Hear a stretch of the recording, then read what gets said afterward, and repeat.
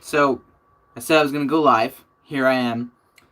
And we're going to be talking about, just off the top of my head, and to whoever joins, talk about the Eagles a little bit moving forward. It's always kind of a thing I do.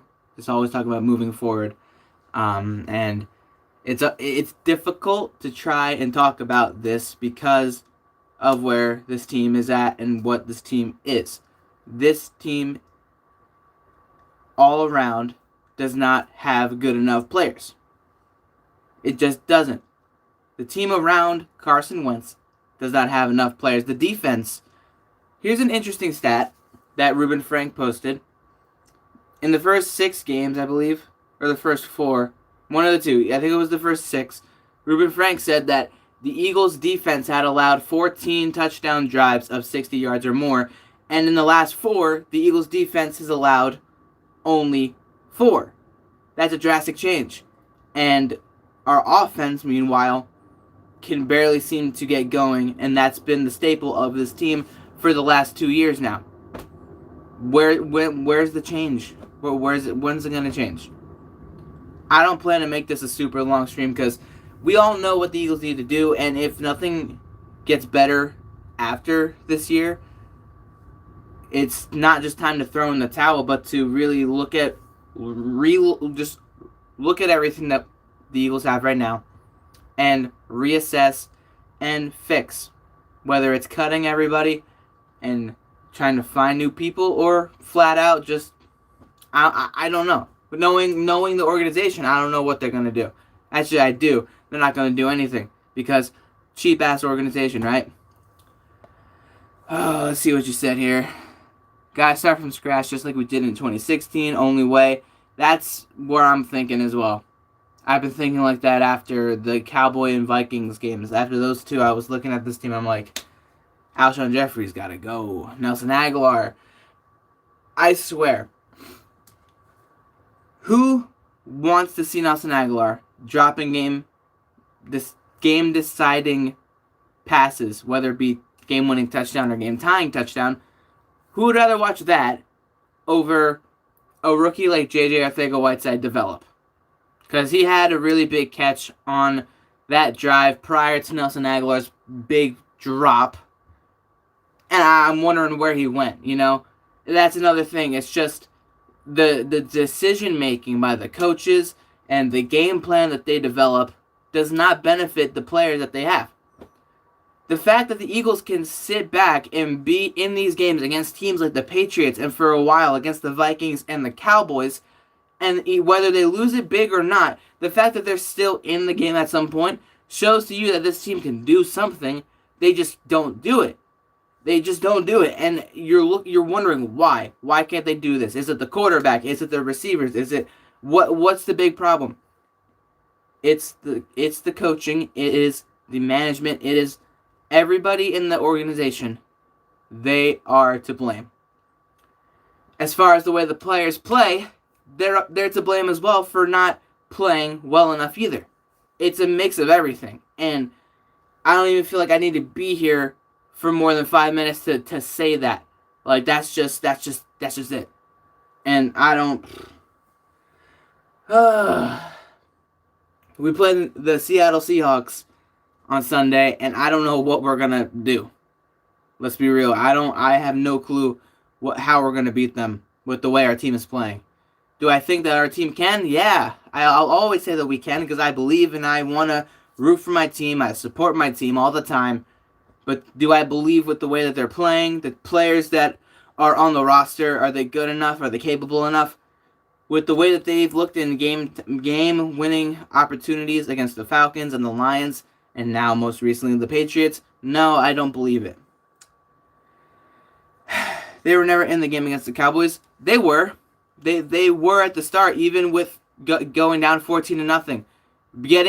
You were in it, and they scored a touchdown, and then the game opened up for the Cowboys. That's how that game went, at least as far as my memory goes. And of course, they were in that game just for the first quarter, essentially, because the rest of the way they weren't. I'll give you that, because they really weren't.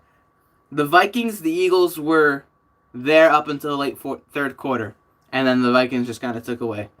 The Eagles looked like they were going to mount a comeback and potentially stop the Vikings, get the ball back, and go up 27-24. Instead, they went down 37-20, and then never saw the light of day again offensively. So, we could see where the issues are. We could see how bad the team is. But then they have their good moments too, which really makes you question, like, what kind of team are they? They're exactly who we thought they were, and they're just a mediocre team that can't really seem to achieve more than mediocrity. They can't seem to excel anymore, and it's sad to see what happened to this team after the Super Bowl win. No Nick Foles magic could save this team. No, nothing. Nothing could really save this team except for, in my opinion, and a couple opinions from you guys, full on just clean house. Just cut, fire, replace, get new faces, younger people to build around Carson Wentz, people that won't get hurt, people that we know we can depend on, and go from there. Like right now with who we have on the roster, you want to keep Carson, Jordan Howard, Miles Sanders, Lane Johnson. If Jason Kelce wants to stay, he can stay. I know he wants to retire, but we kind of talked him out of it. Fire Nelson Aguilar, cut or trade Alshon Jeffrey. Arcega-Whiteside can stay because I personally believe that he can be something as long as we actually give him the opportunity to do something. The one time he actually managed to do something yesterday, he caught a big pass in the fourth quarter. After that, we took him out. Mac Hollins needs to go. We need to find players all around the offense to work with Wentz. That's how it is. The team that Foles came into, even with new faces like Alshon and Torrey Smith, the offensive line was the exact same, almost the exact same as when Nick Foles left in 2015. That's fact. Like, hopefully Jordan Howard will be available for the Seahawks. I agree. Hopefully he'll be healthy. Hopefully his stinger is not that bad. Is Lane or Peters or Matthews playing this week? We'll have to wait and see. I think right now they're hopeful for Lane Johnson. He's in stage 1 of the concussion protocol, getting back out of that. So we'll see where he's at. Jordan Howard, I mean, he was questionable up until yesterday night before the game, even without being cleared for contact the entire week. So we'll see how he goes this week. And who else did you ask for? Peters? Jason Peters. I really don't care if he plays or not. He came back to finish the game, but I really don't care if he comes back because I would rather prefer Andrew Dillard to be starting in his position. I feel like he would be doing a little bit better, but we'll see what happens. Only time will tell. We'll get the injury report by Wednesday, and then it'll change up until Sunday. Nelson Aguilar can't take the heat. No, he really cannot. He's over here making excuses like, oh, I thought I tracked the ball pretty well. I got turned around a little bit, which, granted, yes, he did. Wentz put that in the one spot where the defender couldn't make a play on it, so it's up to him to go get it, number one. And number two, he says that he hit his knee as he was catching the ball and the ball moved. Bro, watch the film. You had the ball in your hands, and then you hit your knee, and you were bobbling it the entire way. Nothing changed throughout the entirety of your attempt at catching the football. You were not even close to catching that no matter what. It hit you right in your hands, and it just bounced away, and you were just, and it fell while you hit your knee, and then, oh, my knee hurt. That hurt. That was a bit. Get up. Don't complain. Get up and walk it off. You're not even on the field anymore anyway. It was 4th down. His excuses are stupid, okay? It's the same thing with the Falcons game. Like, whether the lights got in his eyes or not, that was the easiest game-winning touchdown catch you could ever have, which was against the Falcons. You are behind the secondary, running stride for stride, right where the ball is going to land in your lap. You just catch it and run. We win that game. You make up some excuse because you didn't catch it. You need to go. He has had all the chances, all the opportunity. He had one good year, and it happened to be the year we won the Super Bowl, yes, but has he done anything else outside of that? 2015 looked like crap. 2016 looked even worse. 2018 was non-existent, and now he is a piece of crap again, who is stealing $9 million from us as we speak. Oh, God. Let's see what you said here, the almighty. I was at the game, and man, what an electrifying when our defense was stopping them on 3rd down. I was yelling and trying to get the crowd up around our seats. It was great. I'm glad you enjoy yourself, because even when you lose a game, as great as it would be to win the game, going to a game, it's just a really great feeling. I haven't been to an Eagles game since 2014, and I want to go back, but I'm honestly thankful that I haven't gone back during these kind of games, like the Lions and the Patriots, because frustrating. But yeah, defense was big.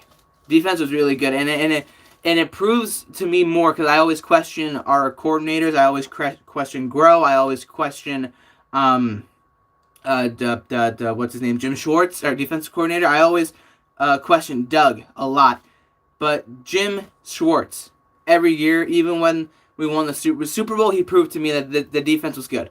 Last year, the defense was really bad, and then it started to get better and better, and we made the playoff run where the defense with scrubs looked the best that it's been since the Super Bowl.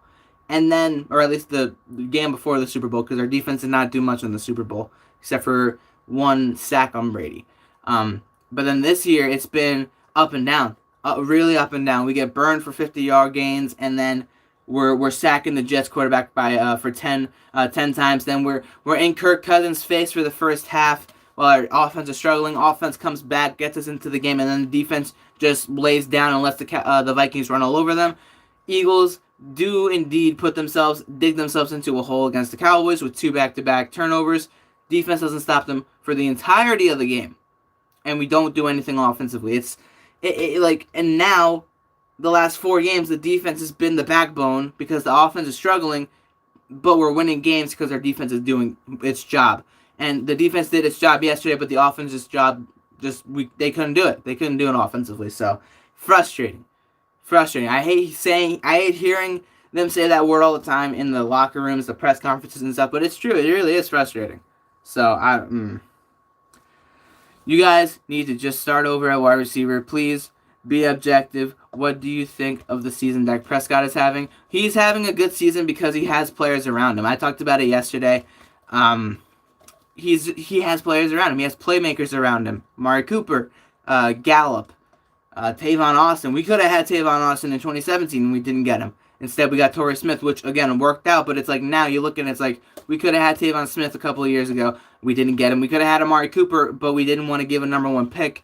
Instead, we got Golden Tate. And we could still have Golden Tate right now had we just given him the god-dang money. Even with the PEDs that he had dealt with the first 4 weeks, his suspension that he had with the Giants. Look at him now. He's the best wide receiver that the Giants have, that Daniel Jones has outside of Evan Ingram and his running back Saquon Barkley in the back. We could have had some guys that we either passed on or let go instead of the guys that we have right now, and here you go. Here we are now. Why are the Eagles receivers dropping passes, dropping interceptions yesterday? I admit the Patriots could have had lost the game. This was a defensive game. Both offenses were struggling. I agree. And if Rodney McLeod intercepts the interception or picks Brady off in the end zone, that one field goal drive, who knows what would be happening right now? Who knows what would have happened in that game had he have intercepted him? But he didn't. He dropped it. There were the couple tip drills that we weren't able to get to. And again, it's just, I feel like the biggest crux in this defense, aside from the way the corners looked at the start without starters, and then now with our starters, lack of sacks, lack of pressuring consistently, and turnovers. We haven't been able to turn the ball or force turnovers on opposing teams as much as we did back in 2017 or even last year in a couple of games that we really needed to. This game we had opportunities to and we couldn't, and that kept themselves on the field longer, and at the end of the day the offense couldn't build momentum. If you get turnovers, if you intercept the other team, you're gonna build momentum. The Eagles couldn't do that at all, and they had multiple chances to. Good question, and I agree with you 100%. They should be making those plays happen, but they're not. So, always thought the 2003 wide receivers were bad with Todd Pinkston, James Thrash, Chad Lewis, Greg Lewis, and Freddie Mitchell. After this year, I will never say that again. No way, because that team made a championship, okay? That team made it to the championship. This team won't even win the dang division. And, like, that was a water bottle, by the way, but, like, and it's funny how most of the guys, or at least some of the guys, are the same people from last year or the year before. Alshon Jeffrey, Nelson Aguilar. I mean, same guys. Matt Collins. I mean, I've been waiting to see him do something. I had a lot of praise for him in his rookie season because he had some speed, and I don't know, he could have been something, but clearly he doesn't want to be. He just wants to play special teams and just be a cheerleader, clapping for Ertz or Goddard when they make some really good play or something like that, or wearing Jeremiah Trotter to the game, to the pregame, knowing that Jeremiah Trotter's in the house, only to put up that kind of performance. It's like, what are you doing? You're not going to be here next year. Trust me. If Matt Collins is still on the roster next year, I'm going to be real upset. What's going on, Cowboy X Factor? How you doing tonight? The defense played well. They did. It was the only thing that was good about yesterday for us, at least. Defense did do well. We can't make it to the playoffs with this coaching staff. Specifically, the offensive coordinator. I agree with you. Offensive coordinator is a big issue. Wide receiver coach is an issue. We're missing two guys that won us a Super Bowl. We're missing DeFilippo and we're missing Frank Reich. Both of those two coaches have moved on, and I mean Frank Reich right now is battling with the Houston Texans for the first place spot in the South, and I don't know where DeFilippo is. I never really caught up to where he is right now. If you guys know where he's at, let me know. But I bet you he's doing better than us right now for sure. Oh, God. The defense was the only unit who cared and played with heart. I'll agree with that for the most part. I feel like offensively Carson and Miles Sanders and Ertz and Goddard. Those guys. The offensive line was abysmal. Even when, it's just a lot of bad, okay? There's a lot of bad.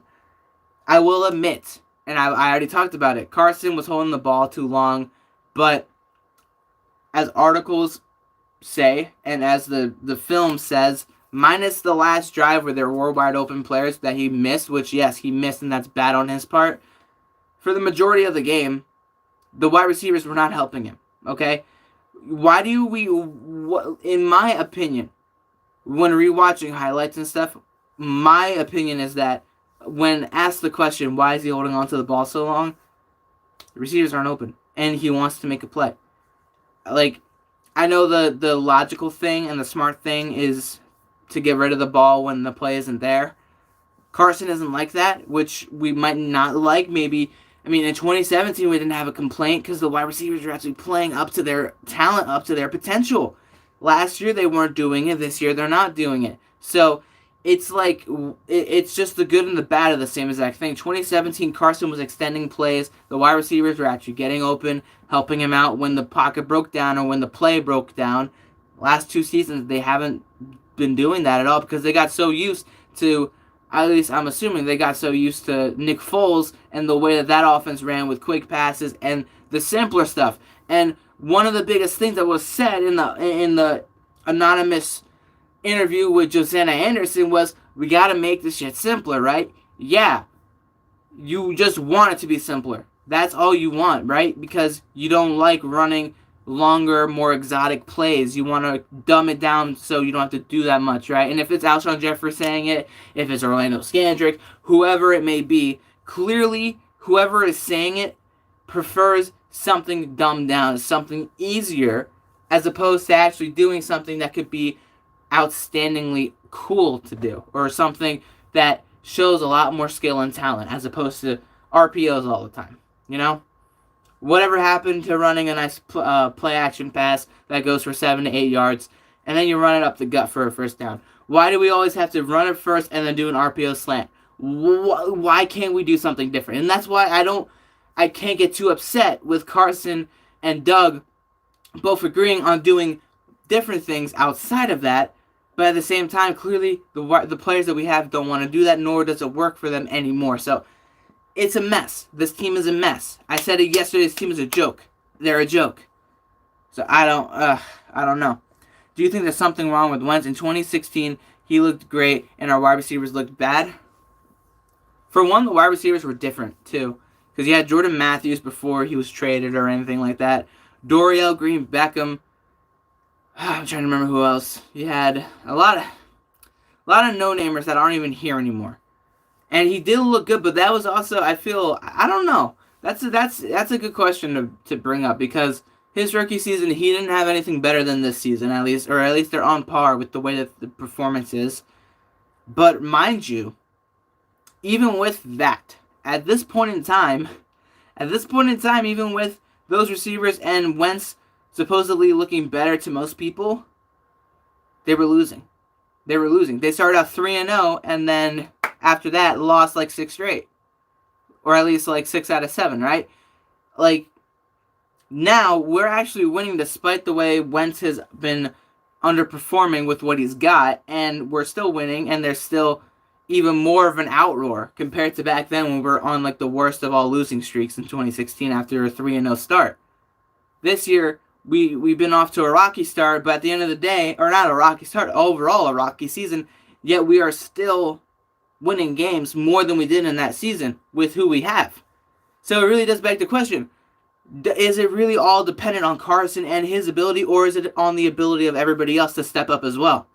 Because I feel like with Carson in 2016, receivers might have been trying to step up, but they couldn't, and we lost games. Lane Johnson got suspended. That whole season was a completely different year situation as well, as opposed to 18 and 19, where this past 2 years we're seeing Wentz struggle with the same guys who just aren't performing up to where they should be. So it's strange, you know. And yeah, true, we did have Frank Reich. So again, I feel like Frank Reich, losing him is the biggest blunder, even with John DeFilippo. Losing those two, but specifically Frank Reich, has been the biggest issue.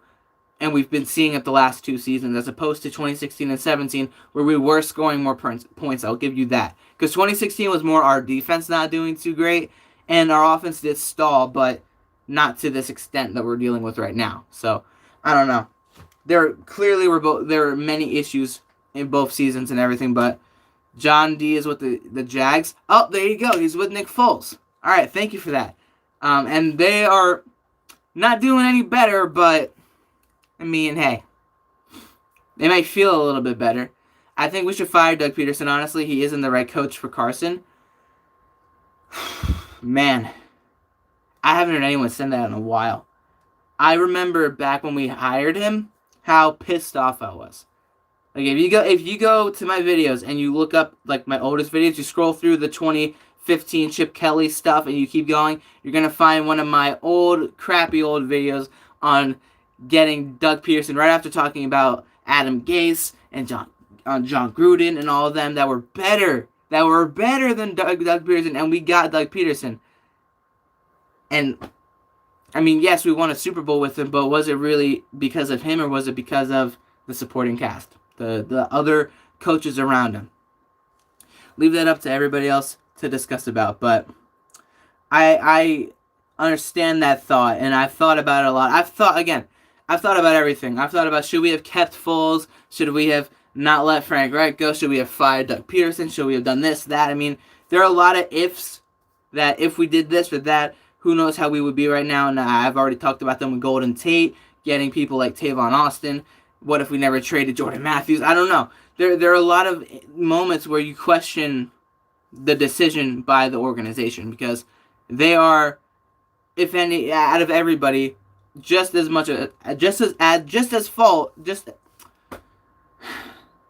are just as much as at fault as everybody else. I can't speak, and I am But remember when Lane Johnson said, "I rather win 1 Super Bowl and have fun than win 5 and be bored." Looking back at it, I'd rather win 5 and the team be more focused. I mean, I don't know, man. It's just whatever. What are my keys to victory versus the Seahawks? Defense has to step up just like they did this week, and the offense needs to figure out how to score.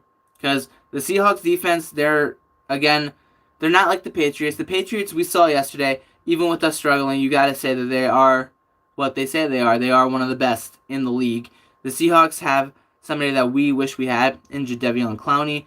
They have some really good linebackers. The corners are decent. They're not great. Overall, the entire defense is a defense that you shouldn't sleep on. With that said, though, if you can put up points against them, you can win the game. The Eagles need to find a way to make score some points. Touchdowns, field goals, everything. They need to find a way to score. defensively, the Eagles need to lock up DJ Metcalf, Carson, the running back, who is a really good running back when you give him the open lanes, and a tough running back too, given his body build. He's a big back, but he's not super bulky either. He's much more on the skinny, leaner side, but he can break tackles and he can run right through you. And then of course you gotta worry about Russell Wilson. Russell Wilson has been one of the quarterbacks that has always beaten the Eagles, like nonstop. He's just like Kirk Cousins. Like, they always somehow find ways to beat you, and I'm afraid of his playmaking ability because we can get pressure on a quarterback, but keeping him contained has been the issue with people like Dak, Aaron Rodgers earlier this year, a lot of guys. And Russell Wilson finds ways to get out of situations that you wouldn't expect them to ever. I mean, yesterday we had a hard time sacking Tom Brady yesterday. I saw Derek Barnett literally grab him with one arm and try to pull him down, and Brady just kind of did a little slow motion thing like that and just went right underneath him. That's what I'm worried about. Not being able to hit home. If we couldn't against Brady, are we going to be able to against Russell Wilson? So, I don't know. I'll talk about that on another stream, most likely like Thursday, Friday. But I don't know how that's going to go. Let me see what else you guys have been saying, because I missed a little bit earlier. And I'm trying to catch up here. I'm a lifelong Cowboy fan, and prior to trading for Cooper, Dak struggled with holding the ball, taking sacks. I think Carson is going through this right now. Joe Martinez, thank you. That's one of the smartest comments I've seen today and yesterday as well. And I saw a lot of good comments because that's true. Like, people, Boys for Life was in my chat yesterday, and he was starting up some drama about Carson and Dak, who's better with the team overall, and the whole conversation about how to compare the two. If you give Carson and Amari Cooper, a Randall Cobb, and Ezekiel Elliott, and the offensive line that Dak has, Carson would be putting up the numbers 10 times better than Dak. That's just my opinion. With that said, looking at what Dak has done with those guys, you really have to look at Wentz and who he has, and said if he had something like that, he would be doing a lot better too. That's the fact of the matter. Like that without a doubt. You guys are suffering from aging players and not enough talent due to poor drafting. 100% correctly. You guys should have drafted corners. We did 2 years ago, and 2017 has not suited us very kindly as far as draft picks go. From Oklahoma, he's a stud, and we drafted him. Yeah, that'd be cool. What's up, Spunky? Haven't seen you in a while. How you been doing, Mero? Holy crap, it's been a minute. I kind of miss Michael Bennett, and he's a Cowboy, sadly. I really don't. I don't care for him. He's not, like, an extremely great player. He had some good moments last year, but I don't really care for Michael Bennett. I never did. One bright spot was Jalen Mills. Yes, Jalen Mills, since his return from injury, has been surprisingly really good. He has more interceptions than any other corner on the team in the span that he's been back. Like, ever since his return against Dallas. So, Dallas, Buffalo, Bears, New England. 4 games. In 4 games, he has 1 interception. That's more interceptions than anybody else on the team in that same time frame. So clearly, he's been a big improvement. He hasn't been burned. Ever since he came back, he hasn't been burned. So, how cold is it up here? It's like in the 40s. It's pretty cold. It's pretty cold. It's getting colder, but overall, guys, I don't know what to say about the Seahawks game. I don't know what to think about it because it's going to be a tough one. That's for sure. But what time is it now? 8 o'clock. I think that's a perfect time for me to head out. Appreciate everybody tuning in to talk about the Eagles for a little bit. Avery can contain Russell Wilson. I sure do hope so. We'll see. Only time will tell. I'll talk more. I'll stream a little bit more this week. I didn't really have too much time on my hands today. But I will definitely stream once more, make some more videos for you guys in the future. Thank you all for watching, and I'll see you guys later. Have a great night, guys. Peace out.